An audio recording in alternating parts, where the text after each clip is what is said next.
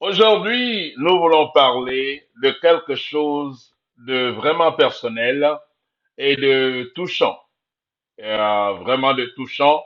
Ça fait partie de notre sujet environnement à haut risque. Écoutez, ce n'est pas parce que il y a beaucoup de gens dans le même cas qui fait en sorte que on ne doit plus en parler. Et c'est à cela qu'on est voué aujourd'hui parce qu'il y a beaucoup de gens qui sont concernés dans le sujet. Non, il faut pas toucher. Et nous sommes en train de nous rendre des mauvais services. On se rend des services qui n'est pas vraiment intéressant. So, le sujet d'aujourd'hui, c'est l'absence paternelle. L'absence paternelle. Ça, celui qui a vécu dans, qui a grandi dans l'absence paternelle, la personne est vraiment, a besoin d'aide. La personne a besoin d'aide. Quand je parle de l'absence paternelle, je parle aussi en même temps de l'absence de mentor, c'est-à-dire une personne mâle qui est en fait présent pour parler dans ta vie. Ce n'est pas parce qu'il y a beaucoup de gens dans le cas, ce n'est pas parce qu'il y a plusieurs individus qui souffrent du même problème qu'il ne faut pas toucher. Ça, c'est en train de nous endommager. C'est même bien plus encore que parce qu'il y a beaucoup de gens dans la situation qu'il faut en parler. C'est vraiment important que d'en parler. L'absence paternelle. Celui qui a vécu dans cet environnement a besoin d'aide. Et quand je parle de l'absence paternelle, je parle aussi de l'absence du mentor. Parce qu'il y a plusieurs d'entre nous, on n'a pas choisi de naître là où nous sommes nés, de naître dans la famille où on est né. Et s'il n'y a pas de paix, il n'y a rien qu'on peut faire. La personne a besoin d'un mentor, d'une personne vraiment un mâle, une personne mâle, c'est-à-dire un homme, une figure d'homme dans la présence de la vie de la personne pour pouvoir montrer comment il faut craindre l'inconnu. La présence du Père, c'est la présence de l'inconnu. Qu'est-ce que je veux dire? Nous savons que l'enfant sort du sein de la mère. Bonjour, bonjour, bonjour, bonjour. Là, au moins, je te vois. So, la personne, bonjour, Madame Bonus, bonjour. Bonjour, bonjour, mettez les cœurs. C'est bien, mettez les cœurs. So, la personne n'a pas demandé de naître là où il est né. So, il s'est retrouvé là-bas. Si le père n'est pas présent, la personne n'a rien à voir. Mais la vérité ici est celui que cela a un impact très, très remarquable dans la vie de l'enfant, l'absence du père. C'est à cause de l'absence du père que nous vivons vraiment la génération dans laquelle nous vivons qui n'a pas d'égard. Ils n'ont d'égard à personne. Ils n'ont même pas d'égard aux aïeux. Pourquoi on devrait avoir d'égard aux aïeux? La, la crainte de l'inconnu. Qui est le premier inconnu? C'est Dieu lui-même. Si tu ne crains pas l'inconnu, c'est-à-dire la personne qui est attachée à toi, mais que tu ne que tu vois seulement, mais il y a rien y a rien de physique qui vous attache. J'explique encore un peu plus mieux. L'enfant sort du sein de la mère et on l'informe seulement que voilà ton père. Et l'attachement qui est vraiment la plus importante, c'est l'attachement du père. Mais l'enfant est beaucoup plus, vraiment, peut mieux s'identifier avec la mère.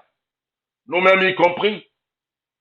So, le Père se présente comme un inconnu, comme vraiment celui qui, en fait, existe et son existence a provoqué notre existence. Nous ne savons comment expliquer, mais voilà, il est là.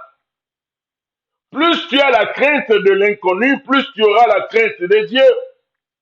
Plus tu as la crainte de l'inconnu, plus tu auras égard aux aïeux. Plus tu as la crainte de l'inconnu, plus tu auras la crainte des aînés. Mais nous nous retrouvons ici dans une génération qui ne craint ni les aînés, ni les aïeux, ni l'inconnu. Il ne craint personne. Et il est difficile pour ces derniers, très difficile pour ces derniers de s'identifier. Très difficile pour ces derniers de s'identifier à celui qui est inconnu. Je vous dis, c'est la vérité.